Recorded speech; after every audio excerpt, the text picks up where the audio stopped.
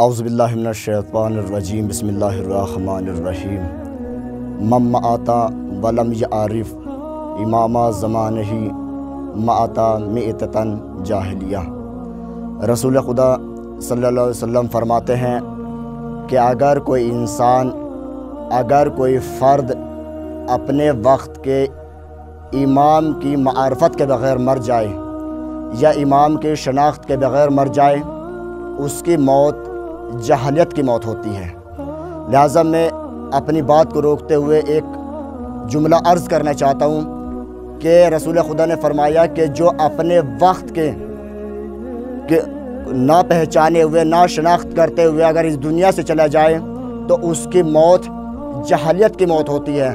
تو جب امام کی شناخت کے بغیر مر جانے والا جاہل ہوتا ہے، جو خدا کی شناخت کے بغیر مر جائے تو اس کے بارے میں کیا کہیں گے؟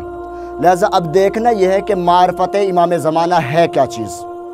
بھائی آج کا موضوع ہے معرفت امام زمانہ، یعنی معرفت امام زمانہ کتابوں میں تلاش کرنے کی ضرورت نہیں ہے۔ لہٰذا معرفت امام زمانہ خود انسان کے اندر موجود ہے کہ جب انسان کوئی بھی کام بجا لانے کی کوشش کرے، جب کسی بھی کام کو کرنے کی کوشش کرے، قدم کو بڑھائے، تو کم سے کم جب اپنے قدم کو بڑھاتا ہے تو یہ سوچ لینا چاہیے کہ جس کام کو میں انجام دینا چاہتا ہوں، کیا وہ کام میرے امام زمانے کو پسند بھی ہے یا نہیں ہے؟ کیا اس کام کے لیے امام زمانہ راضی ہے یا نہیں ہے؟ یا عزیزان محترم، اگر یہ ہم نے شناخت پیدا کر لی ہے کہ جس کام کو ہم انجام دینے جا رہے ہیں اس سے امام راضی ہے یا نہیں ہے، اگر ہمارا دل گوارا کرے کہ ہم اس کام کو انجام دے رہے ہیں تو لاکھ ہمیں زمانہ منع کرنے کی کوشش کرے تو پھر ہمیں رکنا نہیں چاہیے۔ اور اگر ہمارا ذہن اور اگر ہمارا دل یہ کہتا ہے کہ اس کام کو انجام نہ دیا جائے لیکن معاشرہ یہ کہے کہ اس کو انجام دے، لہٰذا ہمیں اسے انجام نہ دینا چاہیے، کیونکہ روایت میں آیا ہے کہ معرفت امام زمانہ، لوگ کہتے ہیں کہ بھئی امام زمانہ کا ظہور کیوں نہیں ہو رہا ہے، وجہ کیا ہے، مقصد کیا ہے، ریزن کیا ہے، علت کیا ہے کہ امام زمانہ ظہور کیوں نہیں کر رہے ہیں۔